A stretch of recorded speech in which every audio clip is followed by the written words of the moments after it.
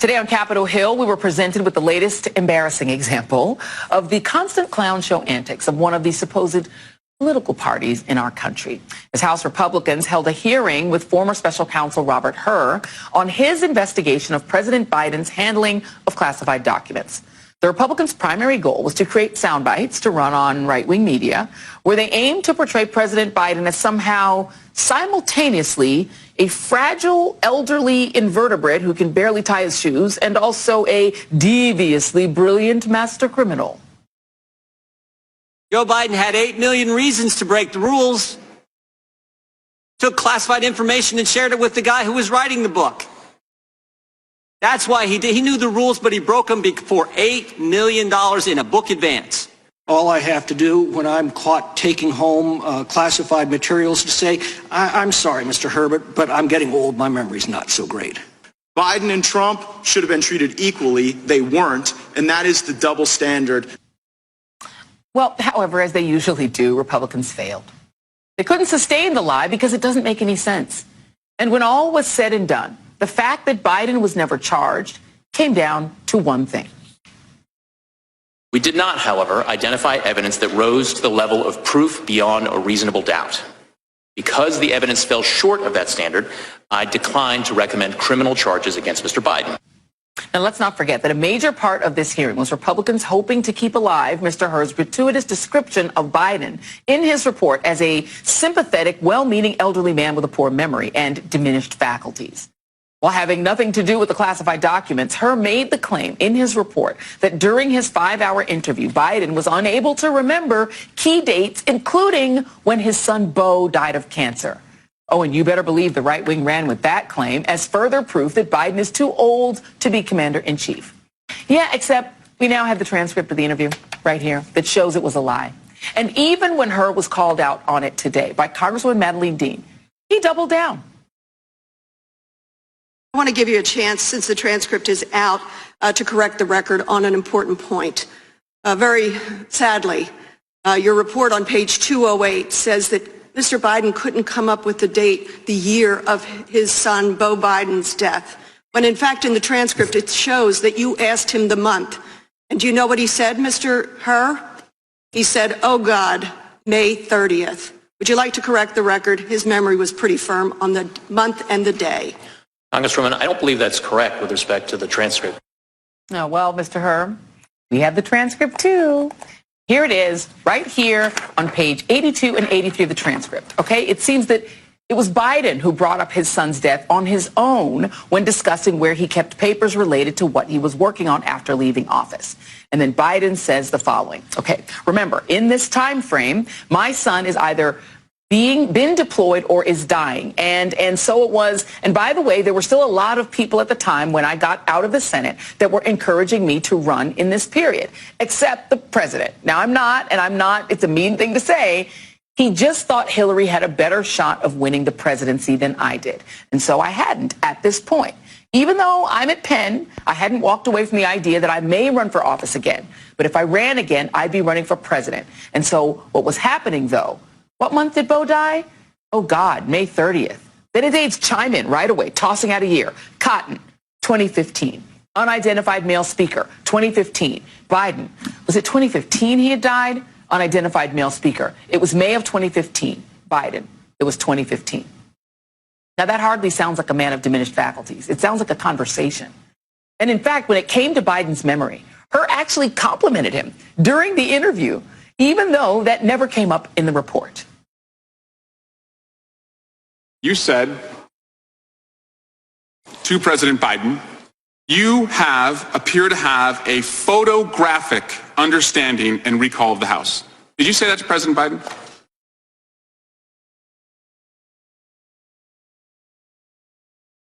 Those words do appear on page 47 of the transcript. Photographic is what you said. Is that right?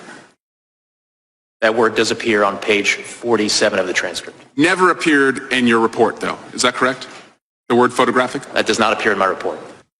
You see, funny how that happened, right? That's not to say, of course, that Biden never makes a gaffe when he's speaking. We all know that he does, but that is nothing new. And in fact, Democrats pointed out during the hearing that if Republicans were so concerned about a leading candidate's memory, they might want to look to their own party candidate. The hypocrisy doesn't stop there. Congressman Jim Jordan, a man who broke the law by defying a congressional subpoena, dramatically feigned outrage about the mishandling of classified documents. Mr. Hur produced a 345-page report, but in the end, it boils down to a few key facts. Joe Biden kept classified information. Joe Biden failed to properly secure classified information. And Joe Biden shared classified information with people he wasn't supposed to.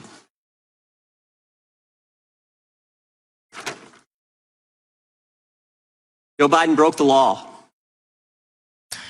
Hey, Jim, if you think it's a crime for Biden to have had these classified documents, some of which were actually personal diaries that he kept at his home, why don't you think it's a crime for Donald Trump to have classified documents, some classified at the highest level, including on our nuclear programs, stashed in one of his bathrooms at Mar-a-Lago?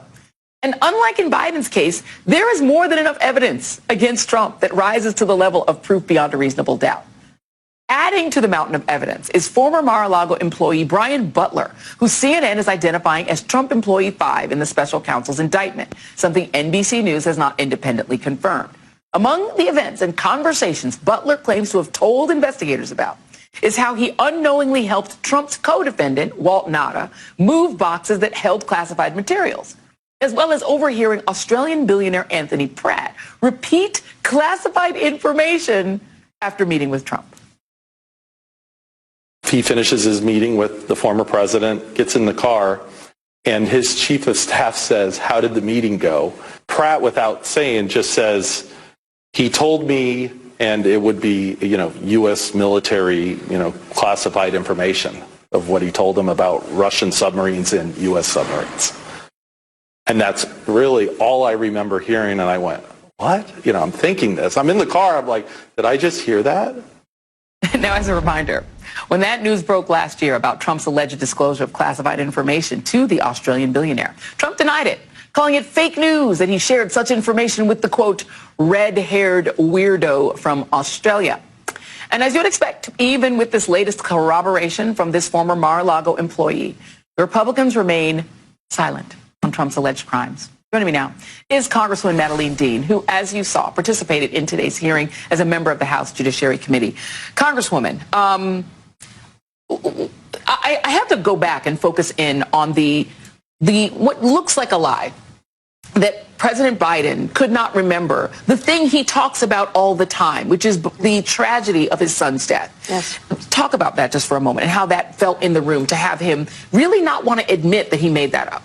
Well, I have to tell you, when I read the report initially, when it was released and we read the report and then we read reporting on the report, remember the report starts with this one sentence: "We conclude that no criminal charges are warranted in this matter." Yeah. That really could have been the summation of the report. Yeah. But he goes on to say that many, many times. But we said initially it appeared to me gratuitous that he would throw in this information or his own reading of the president's memory. I'm not sure his expertise in that. Right. And I found it particularly irksome and indecent that he would quiz the president on the death of his son, Beau Biden, from brain cancer. Yeah. Are you kidding me? A veteran and a public servant.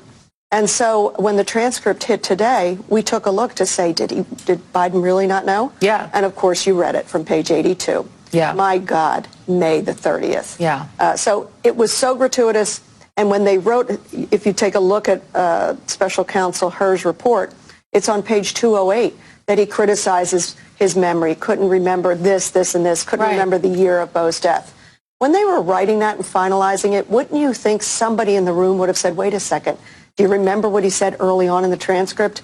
My God, May the 30th. And I said, what a searing, I'm a parent myself. I have not suffered such a horrible loss. Yeah. But what a searing memory. Absolutely. Of course he remembered his son's death. Absolutely. And I mean, and look, I just wrote a book. You go back and forth to the transcripts when you're trying to write based on transcripts. The lucky thing is you have the transcripts. He could have literally just looked. I want to play a back and forth that you had with Mr. Hur. And this was about what he said about Donald Trump. Take a listen.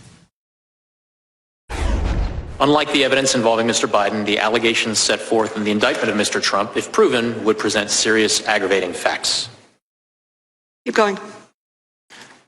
Congresswoman, I'm happy to have you read the words in my report. Well, it's your report, so I think it actually is more fitting that you read those.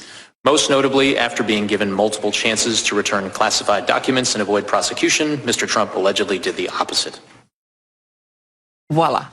Because the core of the Republicans' argument today, particularly Jim Jordan, was that Donald Trump and Joe Biden, President Biden and Donald Trump are being treated differently. Yeah. Clearly not. Tremendous contrast. And Mr. Herr laid out the contrast. That's why I asked him to read his own words. He was reading his own words. Yeah. And he didn't want me to do that. He would have preferred I did it. He didn't want to use those damning words. But the contrast could not be clearer. We had Mr. Biden who said, come search my house, come search my office. If anything is there, take it, please. Yeah. I had no knowledge that I had any of these classified materials. And from the indictment in Mar-a-Lago, just the Mar-a-Lago indictment on these documents, do you remember the circus that was going on, the criminality that was going on, moving the documents, hiding the documents, lying to his own attorney, obstructing the FBI, obstructing justice? When he was under subpoena, he's asking employees, could you please delete surveillance tapes? He's under subpoena at that moment. Yeah. So the differences could not be more stark. And that's why I wanted to say, number one, you found there is no criminality here. There will be no charging. Mm-hmm. No charging. Why you were going into Mr. Biden's memory, I have no idea. And I think you saw some of my members on the Democratic side had some very interesting evidence of Mr. Trump's failed memory. I wish we had the clip of it, because you all played some of his inability to remember who his previous wife was. He doesn't seem to always know who the current president is. No. And in depositions, he's saying, I don't know, I don't know, I don't know, and they don't have a problem with it. The last thing I'm going to point out, there's a piece in the New York Times. It points out something that I think is true. And this is what it says. I can't imagine that Republicans would ever hire a Democrat to investigate a president of their own. In fact, Republicans would be more likely to appoint a wartime consigliere, as Mr. Trump did when he brought in William Barr to help defend him against the special counsel Robert Mueller's Russia inquiry. Is this a case where Democrats always seem to play by the Marquise de Queensberry rules and Republicans play in the gutter? Because I cannot imagine any, on the other side, Republicans allowing a Democratic, seemingly operative, to be the special counsel? Well, I hope we remain above the fray. I hope we remain, that we believe in the rule of law, that we believe in the independence of the Department of Justice. But should the Attorney General have done this investigation himself and not farmed it out to the special counsel? I wish he had, to be very honest. But he was trying so hard to make sure that it didn't look like there was any undue influence or favor on any party. And so I get that, and Democrats maybe are guilty of that. But we better not let that line go, because we see where it's taking Mr. Trump and the people that he is dealing with. They don't mind breaking the rules. They don't mind ignoring the rule of law and thinking they are above it. Let me very quickly, before we let you go, ask, Donald Trump has said his first act will be to pardon the January 6th insurrectionists. Your thoughts? Oh, well, I was there on January the 6th, as you know. Yeah. So many of us were. But America was there on January the 6th. Democracy was there on January the 6th. And it's very precious. It's sickening to me. He's also called them hostages. Yeah. I'm wearing this chain for the hostages who remain in Gaza. Yeah. We have serious problems in this country. Yeah. We certainly don't want to reelect the most corrupt, indecent president. Congresswoman Madeleine Dean, thank you so much. Thank you, Joy. Much appreciated. And coming up, something fishy seems to be going on at Boeing. Does it have? Regulation has long been a favorite boogeyman of the Republican Party for a long time, but especially since the era of Reaganomics. Republicans have done everything they can to block any effort to restrain corporate greed through government regulation, enabling a race among America's financial elites to restore themselves to the Gilded Age, the time before labor laws and income taxes. Elon Musk's SpaceX has been joined by Jeff Bezos' Amazon and other corporations trying to shut down the National Labor Relations Board, the agency that protects workers' rights. Folks like Elon Musk want a free run of the country, no taxes or regulations, just an economic wild, wild west to hoard extreme wealth. The downsides, of course, is that it doesn't always work out, since lax regulation is how you wind up with a situation like Boeing. The Justice Department has opened a criminal probe into Boeing after the blowout of a panel mid-flight on a 737 MAX plane in January. And a scathing FAA audit found that Boeing failed to comply with its own quality control procedures. Adding to Boeing's troubles, on Monday, a Boeing plane from South American airline LATAM abruptly dropped during a flight from Sydney to Auckland, New Zealand, injuring at least 50 passengers and crew members before pilots were able to regain control. Meanwhile, in South Carolina, police are investigating the death of a former Boeing employee turned whistleblower. 62-year-old John Barnett was found dead Friday from an apparent self-inflicted gunshot wound. He had raised concerns about plane safety flaws in a 2017 whistleblower complaint and sat down with the Today Show in 2019. From day one, it's just all been about schedule and hurry up and just get it done, push the planes out. We're behind schedule. You know, we don't have time to worry about issues that y'all bring up. Barnett launched separate legal action against Boeing after retiring in 2017, accusing the company of denigrating his character. The case involving his 2017 whistleblower complaint was scheduled for trial in June. It would be nice to know what he was going to say. We'll be right back. But first, polls are closing right now in Georgia's presidential primary, even though it is pretty obvious at this point who the nominees for each party will be. Tonight is expected to be the night that President Biden and Donald Trump both cross the delegate threshold to officially clinch the title of presumptive nominees. So let's start with Steve Kornacki at the big board where he lives, because we never let him go home. Steve Kornacki, what are we looking for tonight? Yeah, Joy, as we speak, Joe Biden is on the cusp of formally locking up the Democratic nomination. He has 1,869 delegates. There are 1,968 needed to clinch a first ballot nomination. In other words, he needs 99, and the polls have just closed in Georgia. Of the 3 states right now voting on the Democratic side, Georgia closes at 7. We are waiting any minute now, any second now, potentially. We're expecting the results to start coming in. And, you know, obviously with Biden having really no opposition here, you assume, and based on all the results we've seen in other primaries, that this will be an overwhelming and swift victory for Joe Biden. And if you see that with the early results that come in, those delegates could be allocated very quickly. And Georgia has 108 of them.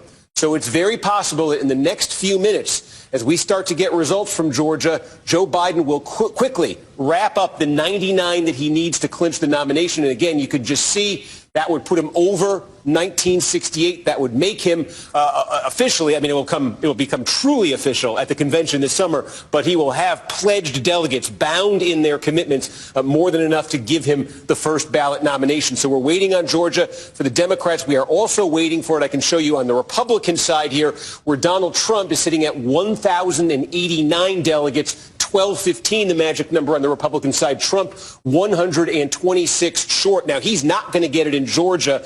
There are only 59 delegates for the Republicans at stake in Georgia. Mississippi will close at 8. There are 40 there. So Trump will not get it in the early hours tonight. Most likely, it'll be 11 o'clock Eastern time. Washington State, the polls will close then. There are 43 delegates at stake there. And so likely, in that 11 o'clock hour, Donald Trump will cross the threshold, and you'll have both major party candidates reaching their delegate magic numbers, as I just check in with Georgia again here, reaching their delegate magic numbers tonight, locking in the pledged delegates they need to win their party's nominations on the first ballot. And by the way, we went back and we did do a little research on this. If that is indeed what happens tonight, before midnight, and I stress the term before midnight, then it will actually set the stage mathematically for the longest general election campaign in modern American history. There would be 240 days from now until the election on November 5th, and both candidates would have clinched their party's nominations. The earliest that's happened before, there's actually a couple elections where it happened 239 days before the general election. So if it happens before midnight tonight, this will be a 240-day campaign from this point forward, and that would be a matter of some trivia here, because a lot of folks have been prepping, obviously, for a Biden-Trump race a lot longer than just tonight. But in terms of both candidates actually locking down those numbers, that could come, if it comes before midnight, it will be the longest general election campaign ever, mathematically, at least by that metric. So again, the polls have closed in Georgia. We expect this map to begin lighting up. I know Georgia can be a little slow in the early going, but we will see, because any results that come in here, if they're what we expect, it could be very quick in terms of Biden being declared the winner here and getting those delegates and becoming the Democratic nominee by numbers.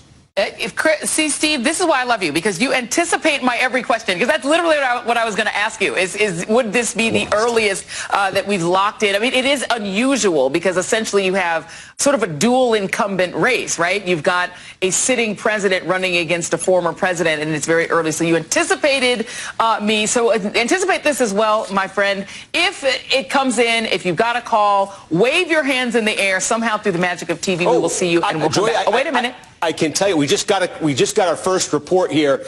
Go for it. This is from Floyd County. It's 66 votes. Sometimes this precipitates. When you see the first one, sometimes you get a couple more right away. So let's pause here for a few seconds to see if anything lights up. It doesn't. Nothing immediately here, but we're starting to get it. And like I said, I mean, look, it's 100%. It's 66 votes, but Biden getting every single one of them. So it probably will not take much from these counties for that pattern to be established and this to happen. So yes, I will absolutely flag you as soon as we see that. Really quickly, before I let you go, Stephen, we weren't going to let you go for long, but how quick of a counting state is Georgia? Yeah, I mean, if this were a competitive election tonight, it would take a while. That first, we got a little bit more here too. Pulaski County. So now we've got a third county coming in here. They seem quick. Yeah, and again, now 93% for Biden, 100% for Biden, 98% for Biden. So, I mean, you're already just seeing, obviously there was no suspense, he's going to win it. Sure. And he's going to get that 95% plus. Then just the way the delegates work on the Democratic side to tell you what they're looking for here. The number that's Biden's enemy here, just from the delegate standpoint, is 15%. If any of the other candidates on the ballot are getting 15%, they can start collecting delegates. Obviously, in these early returns here, nobody is even remotely in the ballpark of 15%. So that pattern would then establish Biden, put him in position to win all delegates. Again, 108 at stake here. He needs 99 of them. And if that happens, he crosses the magic number. So if you can't tell, I'm stretching a little bit for time here because we did get those three, and I'm waiting on more. It can be a little slow in Georgia, I know, in the early going, and a little sporadic. But like I said, certainly based on these first. Now we got a few more here. Sure. Again, 96, 95, 93, 100% unanimous in Floyd County, 98% in Pulaski. And I think there it is, Joy. The stretching has paid off. Joe Biden, our decision desk, has just projected will win Georgia. And let's go back now and there it is. He has now crossed with that. He gets the necessary delegates. We've just allocated him 104 of them. And so he has now crossed the number. 1968 was needed. Biden now at 1973. He's the presumptive nominee. Those are pledged delegates. Their commitments will be binding. So Joe Biden has the necessary delegates to win the Democratic nomination on the first ballot. To the extent there was any remaining suspense, it has been eliminated. Joe Biden, the presumptive nominee.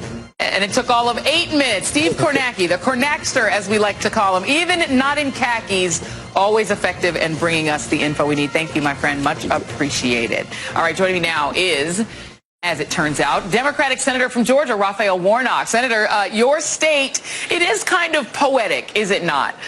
It was Georgia that delivered the 2 Senate seats that gave Democrats back the majority, yours being one of the 2, Senator Ossoff being the other one. It was your state that so enraged Donald Trump that he committed acts which have now led him to felony charges in your state. It was your state where he said he just needed to find 13,000 odd votes and asked your Secretary of State to do that for him, which he did not.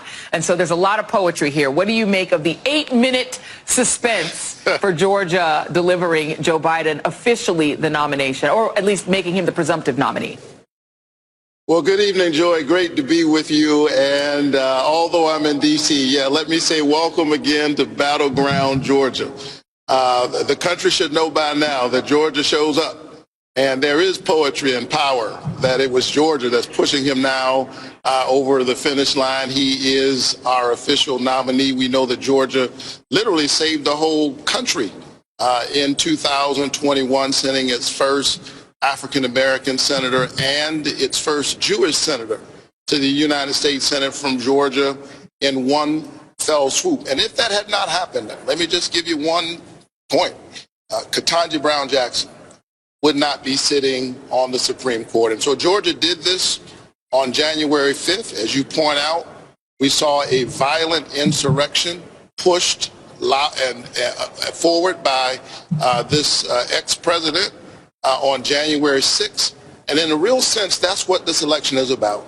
Are you going to choose the America of January 5th that would send a kid who grew up in public housing, the first African-American senator from Georgia, to the Senate, and a Jewish kid also mentored by John Lewis? Are you going to give in to the forces of resentment and revenge and retribution that guide Donald Trump? I choose January 5th. I choose an America that embraces all of us. Well, you mentioned, of course, yourself and Senator Ossoff and Ketanji Brown Jackson and all those changes. All of that happened despite your state being in some ways a marquee for voter suppression. Your governor, Brian Kemp, who, when he was Secretary of State, almost arithmetically attempted to remove voters from the polls and then very ceremoniously signed a voter suppression law under a portrait of a plantation. And yet, you have had, your state have very high voter registration. What do you make of the state of voting rights at this point, Senator? Because there is a John Lewis Voting Rights Act that does exist, that I understand is potentially going to be reintroduced in the Senate. What's the state of voting rights in your state and nationally? Well, I introduced or reintroduced the John Lewis Voting Rights Advancement Act just a few days ago. I testified regarding it in the Senate Judiciary hearing earlier today. After I won, after John Ossoff won, the state of Georgia actually doubled down on its voter suppression tactics. And the question we have to ask ourselves is why, and also how. We know why. They looked at the power of us standing together, the movement of a multiracial democracy emerging in our country, the future of our country, and they went after it, as one court has said in another hearing, with surgical precision. That's what SB 202 was about. It's about voter suppression and making it difficult for us to do what we did. But how is it that they were able to do it? It's because in 2013, the Supreme Court really gutted the Voting Rights Act of 1965 that's been reauthorized time and time again on a bipartisan basis. We would not have SB 202 in Georgia with its awful voter suppression provisions. We likely would not have it if we had that powerful tool of pre-clearance that used to stop these bad things from happening before they happen. And that's why I reintroduced the John Lewis Voting Rights Advancement Act a few days ago. And before that, we introduced the Freedom to Vote Act. We are seeing, and we saw in my election, record turnout. But let's be very clear. Just because people stood in long lines and endured the rain and in order to vote, that doesn't mean there isn't voter suppression. The people just decided that they weren't going to have their voices silenced. The truth is, the Brennan Center recently released a study that showed that, sadly, the gap between white voter turnout and black voter turnout has actually widened. And so we need this tool. We need these tools that used to be passed on a bipartisan basis. And I'm urging my colleagues, Democrats and Republicans, to do what's right, protect our democracy in a moment in which we're watching an insurrectionist ex-president trying to diminish it in every way. Very quickly, two quick questions. When it comes to the prosecution of Donald Trump in your state of Georgia, do you anticipate that Fani Willis will still be the prosecutor by Monday coming? Because we know a decision is coming this week. Well, I'm not going to speculate on that. We will see. That's a decision that will be made by a judge. I'll tell you this. There are those who seem to be trying to put their finger on the scale in Georgia. I'm not going to add to that, politicize it. A judge will make a decision, but he must make that decision based on the law. Here's what I know. Trump deserves a fair hearing before a jury of his peers. Those are Georgia voters. And given the seriousness of the charges, I hope to see him in court.